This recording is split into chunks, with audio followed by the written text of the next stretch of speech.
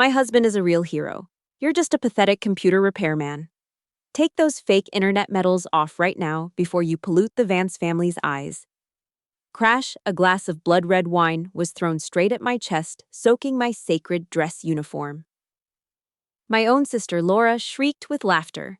She waved a diamond ring bought with $15,000 of my own retirement money right in my face amidst dozens of despising glares. She clung tightly to the arm of the paratrooper Captain Julian, arrogantly trampling over all my sacrifices. I turned to my biological mother for help, but she grimaced in disgust, hissing through her teeth. Sienna, get out right now. Stop humiliating the in-laws. You're ruining your sister's big night. The cruelty from my own flesh and blood tore through my chest. They were absolutely certain I would swallow the humiliation, lower my head, and crawl away like a beaten dog. But they were wrong. I let out a cold smirk and slowly stood up straight. Disgusted by the sticky liquid soaking into my skin, I grabbed a napkin, violently flipping the drenched lapel of my coat aside to wipe the stain.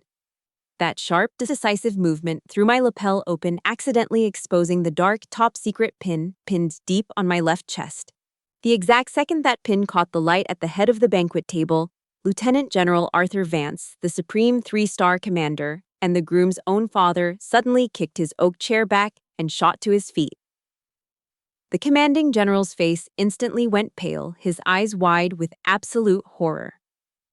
He walked over trembling, pointing his finger straight at my chest, and choked out a sentence that left both the Vance dynasty and my own family paralyzed. My God! It really is this pin. 36 hours ago, you were the one who… 36 hours! That number slipped from the commander's mouth like a slap straight to my family's arrogance. My sister had just hailed her husband as a hero and insulted me as an IT tech, right until this very pin stripped away their masks. But to understand why that pin made a powerful three-star general so terrified, he kicked over his chair. We have to turn the clock back a few hours. Back to the moment I slumped in my car, dragging a battered body after 36 hours of life and death, preparing to walk into a net of betrayal. My forehead hit the steering wheel of the beat-up Toyota Camry. Hard. The yellow, smoggy lights of the Northern Virginia parking lot bled through the dirty windshield, casting sickly shadows inside the car. My eyes burned like someone had rubbed crushed glass under my eyelids. 36 hours. That was how long I'd been locked in a windowless underground room, staring at monitors, typing strings of code fast enough to stop a massive blackout on the East Coast. Every muscle in my shoulders was locked tight, coiled like a rusted spring. My stomach cramped, violently empty, except for the sharp, sour acid of 3 black coffees backing up into my throat. I slumped back against the faded cloth seat. It smelled like stale air and old dust. I looked down at my dark dress blues. I had thrown them on in a cramped bathroom stall just 10 minutes ago. I should be home right now. I should be under a heavy blanket, dead to the world. But my life did not belong to me. Tonight was Laura's engagement dinner. Buzz, buzz, buzz. The cheap plastic dashboard vibrated aggressively. The Bluetooth screen lit up, blinding me in the dark cabin. It was not a phone call checking if I was still breathing. It was a rapid-fire string of text messages. Dad, get here early. General Arthur Vance is coming. Keep your mouth shut. Do not say anything weird to upset him. We need this. Another harsh vibration rattled the plastic tray. Laura, transfer $4,000 for the wine deposit right now. My card declined. If they cancel our private table, I swear I will kill myself, and it will be your fault. 15 messages in 2 minutes. Not a single word asking if I was okay after a 36-hour shift. Not a single thought about my well-being. To them, I was just a walking ATM. A stubborn pack mule whose only purpose was to fund their pathetic obsession with high society status. My hands gripped the steering wheel. My knuckles turned stark white under the streetlights. I stared at the ignition, turned the key, put it in drive. Go back to my empty apartment. Let her credit card decline. Let them look like absolute fools in front of the wealthy Vance family. But a voice crawled into my head, sharp, suffocating. It was my mother's voice, a chain wrapped tightly around my neck since childhood. You are the older sister. You have to carry the weight. She is delicate, Sienna. You have to step aside. I bit the inside of my cheek hard enough to taste copper in the dark. I reached into my breast pocket and pulled out my credit card. My fingers were stiff, aching from thousands of keystrokes. I typed the 16 digits into the restaurant's payment portal on my phone. Just like that $4,000 money I bled for, money saved from weeks of grueling physical strain and danger, vanished in a single tap. The screen flashed a cold blue confirmation: payment approved. I tossed the phone onto the passenger seat. I pulled down the sun visor and stared at the dark, bruised bags under my eyes in the rearview mirror. I closed my eyes. I took a slow breath. In for 4 seconds. Hold for 4. Out for 4. I forced my heart rate to slow down. My posture straightened out of pure habit. I smoothed out the thick fabric of my sweater. My calloused fingers carefully folded the left lapel over, deliberately hiding the dark matte pin fastened near my heart. To the world outside, that small piece of metal meant everything. To my blood relatives sitting inside that expensive restaurant, it was worth less than a fake designer handbag. I pushed the heavy car door open. The rusty hinges whined loudly in the quiet lot. My leather shoes hit the black asphalt with a dull thud. The biting Northern Virginia wind slapped my face instantly. I shivered, pulling the collar of my sweater up tight against my neck to block the chill. But the harsh, stiff wool scraped hard against my skin. It dug directly into the thick, jagged scar raised across my left collarbone, sending a sharp, stinging reminder shooting straight through my chest. My leather shoes hit the cracked pavement in a steady, heavy rhythm. Click, click, click. The icy wind whipped down the empty sidewalk, shoving the rough wool of my sweater collar hard against my collarbone. The coarse fabric grated violently over the thick, raised scar tissue hidden underneath. That sharp, stinging friction pulled me straight back to being 18. 6 months of deep fryer grease, Burns dishwater, rotting my cuticles, and dead-end call center shifts, where my voice went completely hoarse. I bought my first used car in cash. The faded cloth seats reeked of cheap, stale cigarette smoke, but to me it smelled like pure freedom. I held the keys for exactly 12 hours. My father snatched them right off the kitchen counter while I was eating cereal. Laura needs it for her social gatherings, he ordered, pocketing the metal ring. You have healthy legs. Take the bus. 2 weeks later, Laura wrapped the front bumper around a telephone pole because she was texting. The car was a crumpled, smoking mess. My parents stood in the driveway, not lecturing her, but screaming at me. They called me irresponsible for buying a murder machine that almost killed their precious girl. Her mistakes were always my fault. Her desires were always my financial burden. That twisted rule pushed me out of that house and into a uniform. I spent years dragging my aching body through freezing, waist-deep mud. I choked down dry, tasteless meals mixed with grit, sending almost every paycheck right back to their mailbox. The letters I got in return never asked if my bones hurt. They never asked if I was sleeping. They only demanded numbers, the spiked electric bill, Laura's $5,000 braces, the leaking roof. Then Julian entered the picture. The wealthy paratrooper, the golden ticket. Suddenly my uniform was an inconvenience to their social climbing. My father made the new rules crystal clear over a suffocating, static-filled phone call. You just fix computers. You lay internet cables. Got it, he barked. Julian is the real deal. Do not try to look tough or disciplined around him. It is a complete eyesore. My hand rose, automatically, calloused fingers pressing flat against my chest.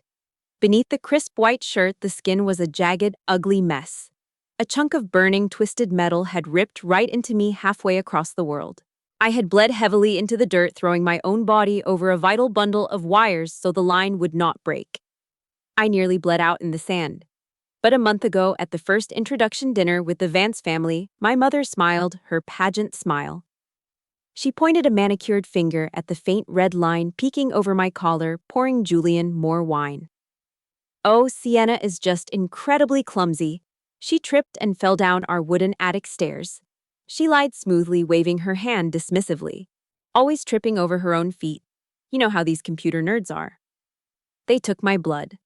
They took my survival, stripped it down to a pathetic joke, and threw it in the dirt just to keep Julian's fragile, arrogant ego intact. I stopped walking. The massive carved oak doors of Ruth's Chris Steakhouse loomed right in front of me. Through the thick, beveled glass crystal chandeliers, through warm, expensive light over a room full of designer suits and fake, open-mouthed laughter. I adjusted my beret. I locked my spine perfectly straight, rolling my shoulders back. I was used to swallowing the disrespect. I was used to burying my real self under layers of silence and encrypted data. But as my hand wrapped around the freezing, heavy brass door handle, my fingers locked tight. The cold metal bit sharply into my skin. A sickening, bitter question caught in my throat, tasting like copper and ash. If my family had already stripped away my entire identity, if my blood and sweat meant absolutely nothing to them, what the hell did my $15,000 actually buy? I shoved the heavy oak door open. I stepped onto the thick carpet of the restaurant lobby. Laura was posing in front of a massive gold-rimmed mirror. Flash, flash, flash. The blinding glare of her phone camera bounced off the glass, lighting up her perfectly contoured face. She was smiling, completely satisfied with herself. Looking at that glossy, rehearsed smile, the memory of her hysterical sobbing from exactly 1 month ago echoed sharply in my head. It was 2 a.m. She had been screaming through the phone, her voice cracking as she threw things against her bedroom wall. The sharp crash of breaking glass had echoed through the speaker. The luxury venue wants 15 grand in cash by tomorrow morning, she had shrieked, gasping for air. Mom and Dad's cards are maxed out. Julian will think we are trash. He will leave me. Do you want me to just kill myself, Sienna? Is that what you want? It was pure toxic manipulation. Every word was coated in a venom designed to hit the exact pressure points our parents had hardwired into my brain since childhood. You have to carry the weight. She is weak. You have to fix it. I sat on the edge of my mattress, gripping the phone until my knuckles ached, and finally surrendered to the blood relation I could not escape. That same night, I sat in the dead silence of my living room. The harsh blue light of the computer monitor washed over my face. I logged into the Government Thrift Savings Plan portal, my TSP. This was not spare change. It was the only financial shield I had built for the second half of my life. It was the safety net of an isolated woman who worked 70-hour weeks. My hand hovered over the mouse, my jaw locked tight. I checked the box accepting the massive early withdrawal tax penalty. A dry, hollow click broke the silence of the room. $15,000 transferred straight to her checking account. There was no sigh of relief on the phone, no tearful thank you. The absolute second the bank alert chimed on her end, the line went dead. She just hung up. The next morning, I stood at my kitchen counter, swallowing down day-old bitter coffee. I opened my phone and saw it immediately. Her latest post. Laura was glowing, clinging tightly to Julian in front of the expensive venue doors. Her long acrylic nails tapped out a poetic, completely delusional caption. So blessed to get my dream wedding. As an influencer, I truly believe in the law of attraction. Thank you to the universe for always listening and bringing me exactly what I prayed for. The universe, some invisible mystical force in the sky, got all the credit. I was just an unnamed invisible battery, drained entirely dry, to keep the lights on for my narcissistic sister's filthy stage play. Sienna. Her high-pitched voice snapped me back to the present. Laura rushed over. A suffocating cloud of heavy Chanel perfume hit my nose, mixing horribly with the greasy, rich smell of roasted beef drifting from the dining room. She shoved her left hand right up to my face. She tilted her wrist, making sure the massive diamond caught the chandelier light perfectly. Her acrylic nails clicked against her phone case. Beautiful, right? Julian picked it out himself. I kept my posture perfectly straight, my hands folded neatly in front of me.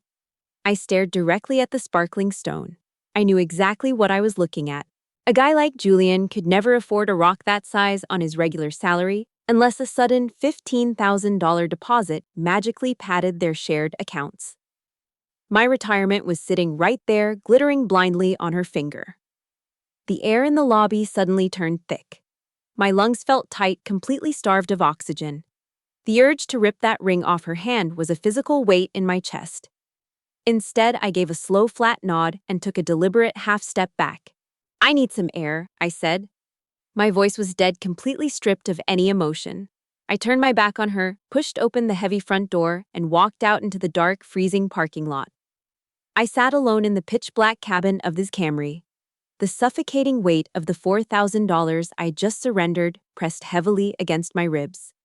The parking lot was dead quiet, lit only by the sickly yellow glow of a distant street lamp bleeding through the dirty windshield. Suddenly my phone vibrated in the cup holder. It was a different rhythm this time, steady, deliberate, an encrypted internal number. I picked it up and pressed the cold glass against my ear. Sergeant Lewis. The voice on the other end was a deep, grounding baritone. Dr. Ethan Hayes, the chief medical officer for our unit. The grid is secure, Ethan said quietly, his tone perfectly measured. The boys overseas are safe in their beds. I am calling to confirm you are still breathing. 36 hours of zero sleep staring at code. Where are you right now? My chest tightened. A strange physical ache spread through my ribs. Out of all the rapid-fire texts demanding money from my parents and sister, Ethan was the only person on this earth who remembered I was a human being with a pulse. A person who needed rest. I am in the Ruth's Chris parking lot, doctor. I replied, forcing my voice to stay flat and even.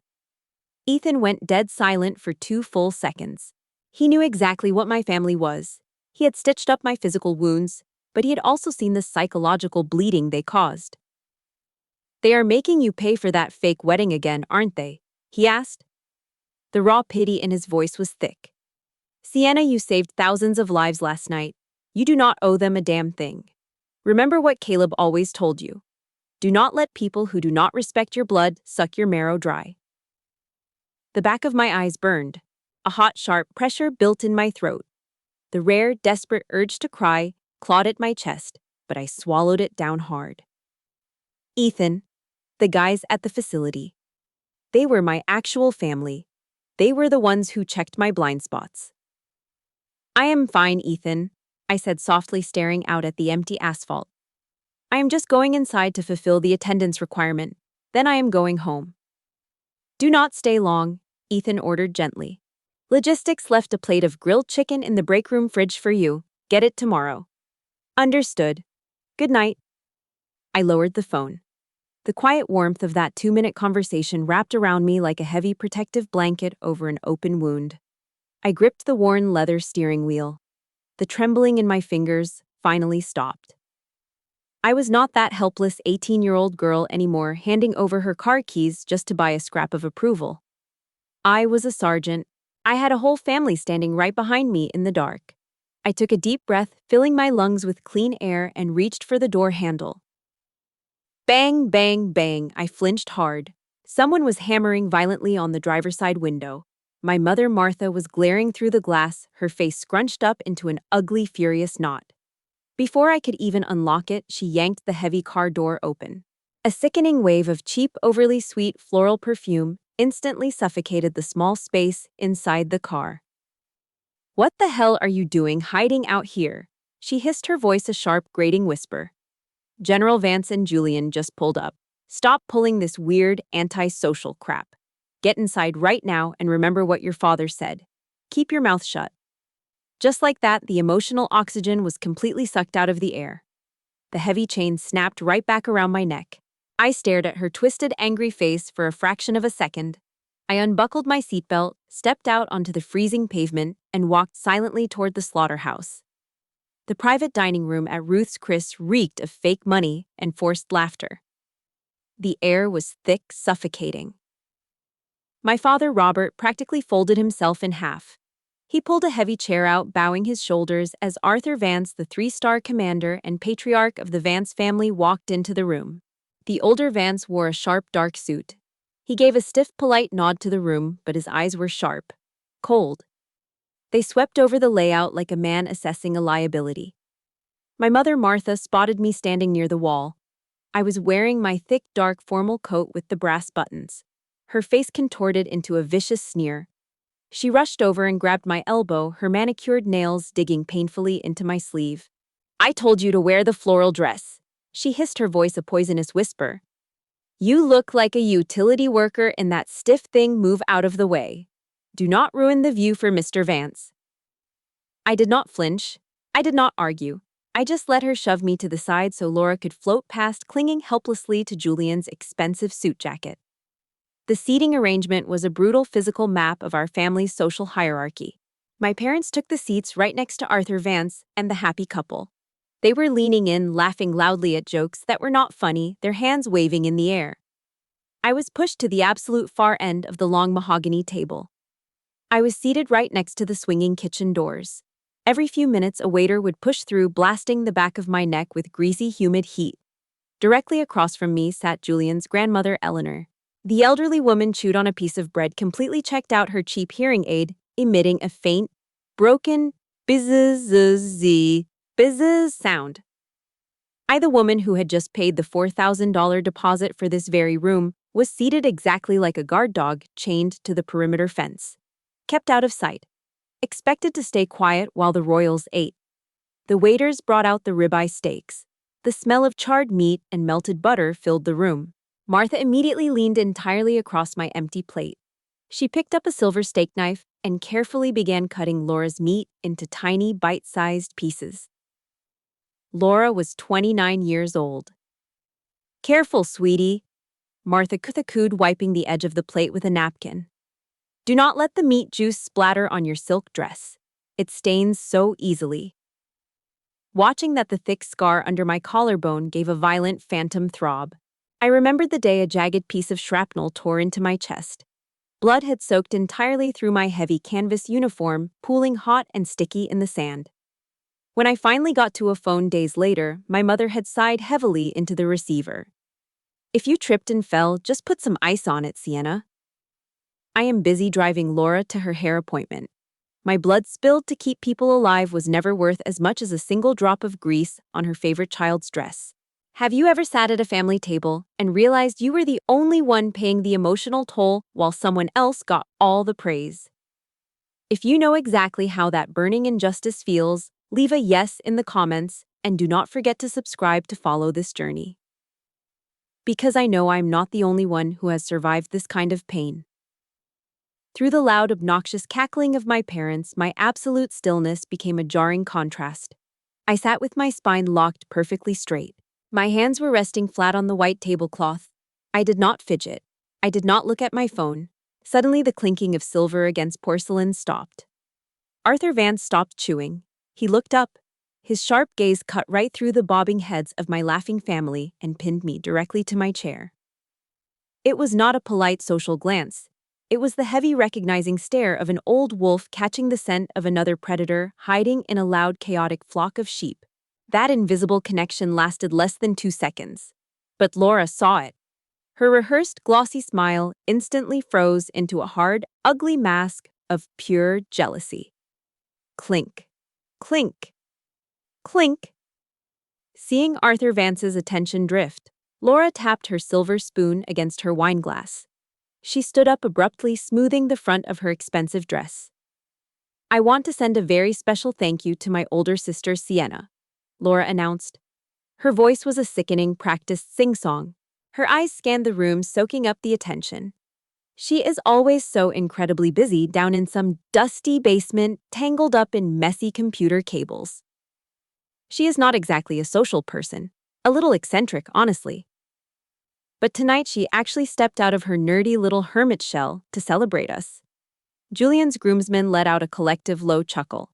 It was a filthy, sugar-coated strike. A deliberate framing designed to shove me into a pathetic inferior box right in front of the wealthy in-laws. Julian instantly seized the opening to assert his own dominance. He took a slow sip of his red wine, looking down the length of the long table at me, with pure, unfiltered arrogance. "Right. Thanks for showing up, Sienna," Julian said, a smirk pulling at the corner of his mouth. "But let me ask you something. Seeing you sitting there in that heavy coat, do you IT folks actually know how to handle a real piece of hardware out in the field? Or do you just know how to unplug a computer mouse?" The entire table erupted. The groomsmen roared with laughter. My parents chuckled nervously, desperate to fit in. Arthur Vance did not laugh. The older man slowly set his wineglass down, his gray eyebrows pulling together in a hard frown. I sat completely motionless. I looked directly at my father, I looked at my mother. A pathetic dying part of me actually waited for them to say something. Just one word of defense. My father Robert hesitated for a fraction of a second, but the sheer terror of upsetting Julian completely overpowered whatever cheap leftover parental instinct he had left. He clapped his hands, nodding eagerly. Oh man, you are totally right, Julian. My Sienna is terrified of her own shadow. Mr. Vance, you would not believe it, but when she was a kid, she used to scream and cry, just hearing firecrackers go off. She's only good for typing on a keyboard. If she ever heard a real loud noise out there, she would probably pass out on the spot. Absolutely, my mother chimed in, nodding so fast her earrings shook. She has always been incredibly fragile. Every single syllable leaving their mouths felt like a rusted, jagged knife driving straight into my spine. They were selling out my dignity, stripping away the blood I had spilled just to buy a single approving nod from their future son-in-law. I did not feel pain anymore. That weak, sentimental emotion, the desperate craving of a daughter who just wanted to be loved by her parents, died right there on the restaurant floor. It simply stopped breathing. I took a slow, deep breath in through my nose. My heart had been hammering against my ribs fast and heavy. Now it began to drop. The frantic thumping slowed down, steadier, colder. It settled into a perfect quiet rhythm of exactly 60 beats per minute. It was the absolute stillness right before you strike. The noise in the room faded into a dull, distant hum.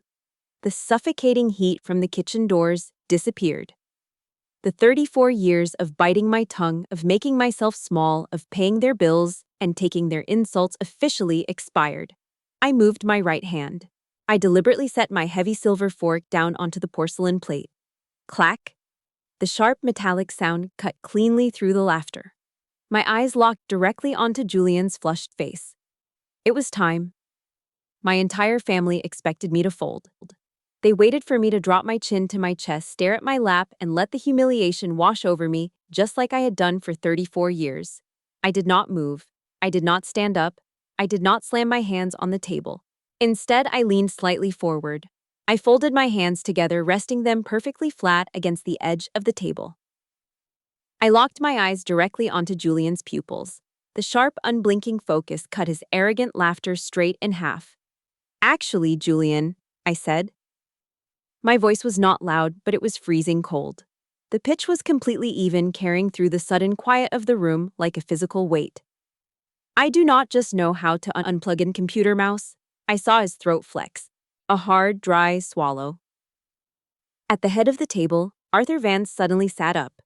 The older man's spine straightened, his eyes narrowing with a sudden intense interest. Martha opened her mouth, stammering, trying to cut me off before I embarrassed them. I did not even look at her. I just raised one single index finger in her direction. A silent, absolute command to shut up. She froze, her mouth hanging open. I kept my eyes pinned on Julian. The last time I held a standard issue weapon, I hit 40 out of 40 moving targets. I hold the highest possible certification for accuracy. I stated, my words were clean, precise clips. I also hold an elite qualification for dropping out of the sky from 30,000 feet in pitch-black landing without making a sound. I tilted my head slightly. A slow, dead smile touched the corner of my mouth. What about you, Julian? If I remember correctly, your survival scores out in the dirt last month dropped to a critical warning level. You blamed it on broken hardware. You claimed to be the guy leading everyone out there, but you blamed a piece of plastic when you got lost in the woods. Robert and Martha gasped. Their faces drained of color. They had no idea how the quiet IT tech knew the exact humiliating details of their golden boy's recent failures. Julian's face went violently red, the color crawling up his neck and turning a splotchy dark purple. He gripped the heavy edge of the mahogany table, his knuckles turning white. What the hell are you talking about? He stammered, his voice thick with sudden panic. I did not let him breathe. I leaned in a fraction closer. You call yourself a leader, I said, dropping my voice into a razor-sharp whisper that carried across the porcelain plates. But you and the men following you would not survive a single day out there if the people typing on keyboards did not keep the sky's navigation systems running. You are completely blind without us. It was a kill shot. Julian realized in that exact second that I knew his schedule, his weaknesses, and his failures down to the very minute. I had just stripped away his entire inflated ego, leaving him completely exposed in front of the one man he feared most, his own father. Dead silence choked the private dining room. Arthur Vance stared at his son. There was no anger in the older man's face, just pure, crushing disappointment. My parents sat frozen, too terrified to even breathe loud enough to be noticed. In the middle of that heavy, suffocating quiet, a sharp, violent screech tore through the room. A heavy oak chair scraped violently against the hardwood floor. Laura shot to her feet. Her carefully contoured face was twisted into something ugly and unrecognizable. Her eyes were wide, the whites flashing with pure narcissistic rage. The spotlight had been stolen. The man who was supposed to be her golden ticket to high society had just been publicly humiliated by the sister she despised. Her breathing was ragged, gasping as if she were drowning. Her hand shot out across the white tablecloth. Her long acrylic nails dug into the stem of a large glass, filled to the brim with dark Cabernet Sauvignon. Her knuckles went completely white. "Shut your mouth right now," Laura shrieked. Her voice cracked, echoing sharply off the dark mahogany walls. She could not stand it. The older sister she had treated like dirt her entire life had just publicly crushed her perfect husband. "You always do this," Laura screamed, her face flushed with frantic rage. "You are just jealous because Julian is a real hero and you are just a pathetic aging spinster playing dress-up. Did you honestly think reading some internet jargon would make you look tough?" She threw her arm forward violently. A thick ribbon of blood-red wine flew through the air. Time seemed to drag as the dark liquid caught the light of the crystal chandeliers. Splash! The freezing wine slammed right into the center of my chest. It instantly soaked through the thick, dark wool of my coat, dripping heavily down onto my crisp white shirt. The sour, sharp stench of cheap alcohol and old grapes filled my nose. The entire private room went dead quiet. Martha lunged forward. She did not slap her precious daughter for throwing a drink. Instead, she grabbed my soaking wet arm. Her manicured nails dug painfully deep into my skin. "Sienna, get down on your knees and apologize to the Vances this instant," Martha hissed frantically, completely losing her mind. "You have ruined everything. Get out before I call security." That was it. The massive boulder I'd been carrying for 34 years cracked and shattered into a million pieces. The absolute last shred of loyalty I had for these people evaporated. I looked down at the woman who gave birth to me. I did not feel sad. I just felt completely disgusted. I violently ripped my arm out of her grip. If your own mother has ever taken the side of the person abusing you just to keep up appearances, I know exactly how that betrayal feels. Leave a me too in the comments if you have lived this nightmare, and subscribe to the channel so we can walk away from toxic families together. I did not scream. I did not cry. I slowly stood up, pulling my shoulders back until my spine was perfectly straight. I grabbed a white cloth napkin from the table. Disgusted by the sticky, freezing liquid soaking into my skin, I roughly grabbed the heavy lapel of my drenched coat. I yanked the fabric hard to the side to wipe the stain. That single sharp motion threw my coat entirely open. The bright, expensive lights of the chandelier hit my chest. The thick, ugly scar tissue running across my collarbone was exposed. And pinned deeply over my left breast, no longer hidden by the folded wool, was a small dark piece of metal. No shine, no flash. Just a quiet matte finish. A nameless marker only recognized by those who stood on the absolute edge of life and death to keep this country breathing. Julian opened his mouth, ready to throw another insult. Crash! A violent noise cut him off. Arthur Vance, the man who had sat completely still like a mountain all night, kicked his heavy oak chair backward so hard it slammed onto the floor. He shot up to his feet. The older man's powerful face drained of all color, turning a sickening ash gray. His eyes were wide with absolute horror.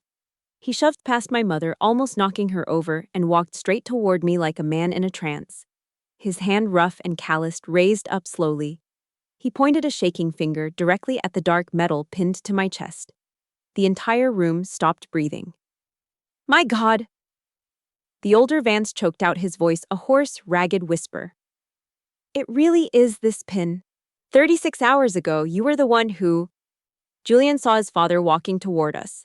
Completely misreading the situation, he assumed the older man was stepping in to defend the family honor against my insolence. He let out a loud, arrogant laugh. Dad, look at this. Can you believe this crazy bitch actually thinks? Smack! A massive, open-handed slap cracked through the room. The sheer force of Arthur Vance's heavy hand whipped Julian's head to the side.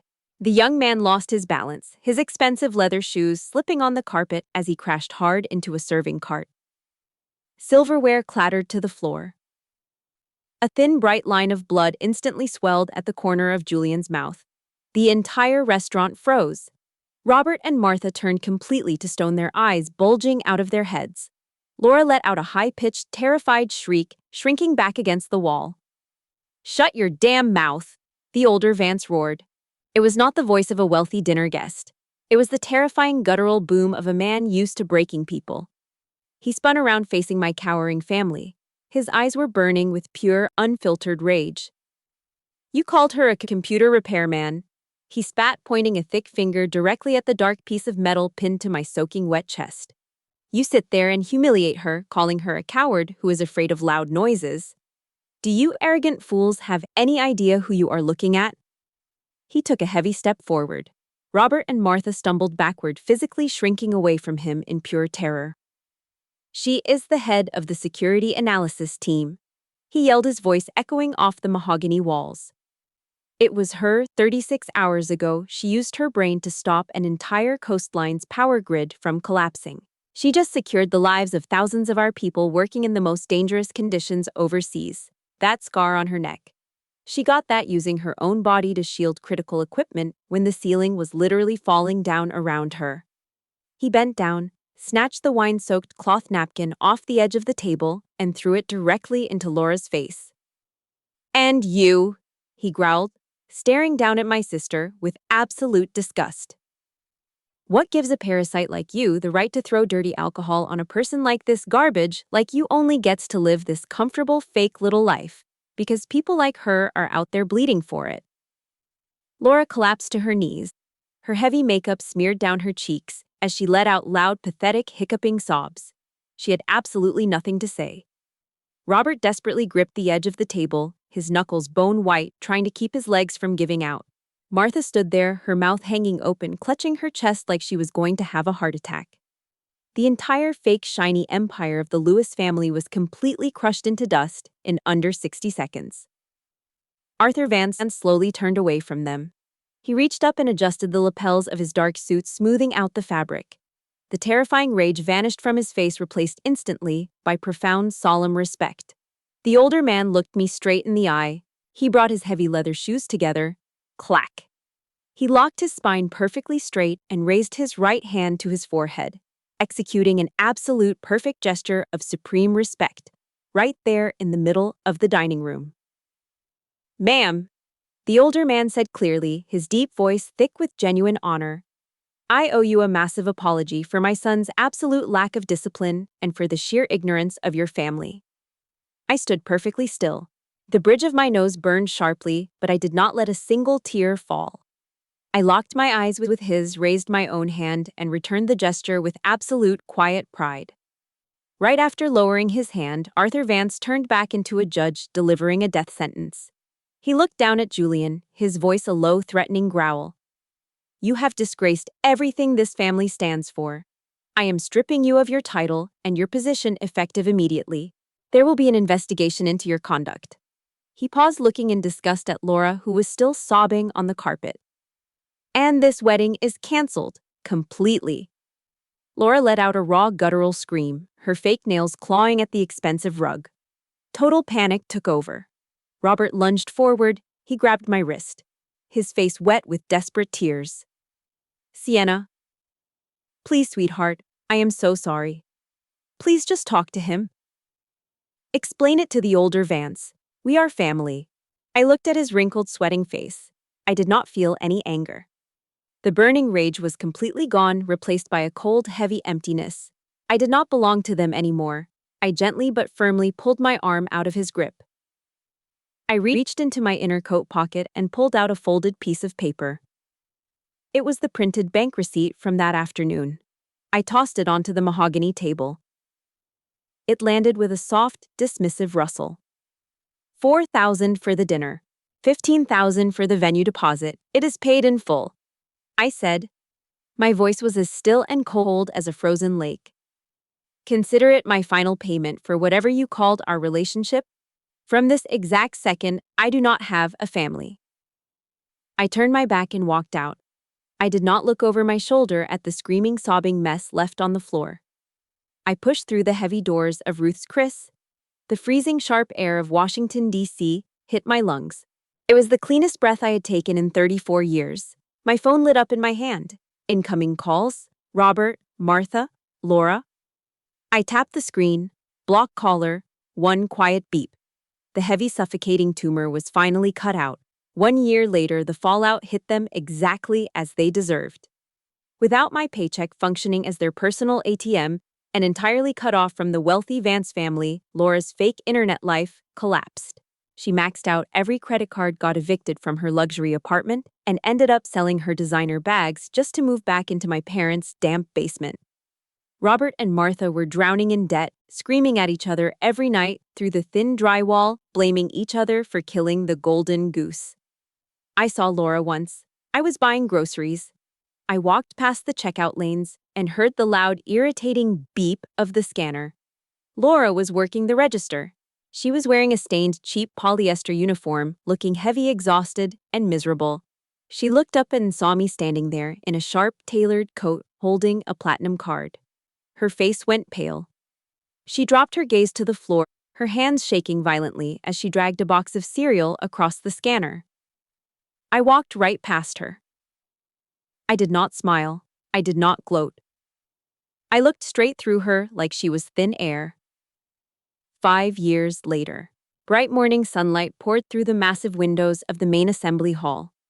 I stood on the polished wooden stage holding the heavy leather folder containing my new leadership assignment. Looking out into the crowd, there was no one with the last name, Lewis. But I was not alone. Sitting in the very first row was Dr. Ethan Hayes. He was my husband now. He looked at me with that same warm, grounding smile that had helped me stitch my life back together. Sitting right next to him was Arthur Vance, clapping with genuine pride. Even Julian was there. He wore a simple dark suit. He stood up straight and gave me a quiet, respectful nod. Just yesterday, a long tear-stained apology letter from Laura had arrived at my office. I did not even read it. I dropped it straight into the shredder and listened to the loud grinding noise chew it into tiny, meaningless strips. I'd forgiven them a long time ago. But forgiving them did not mean I would ever unlock the door and let that poison back into my house. True freedom was standing here, looking at the family I chose, knowing my blood and my paycheck finally belonged only to me. Thank you so much for listening to this journey, for every like, comment, and tear shared. Please take care of yourself, and I will see you in the next story.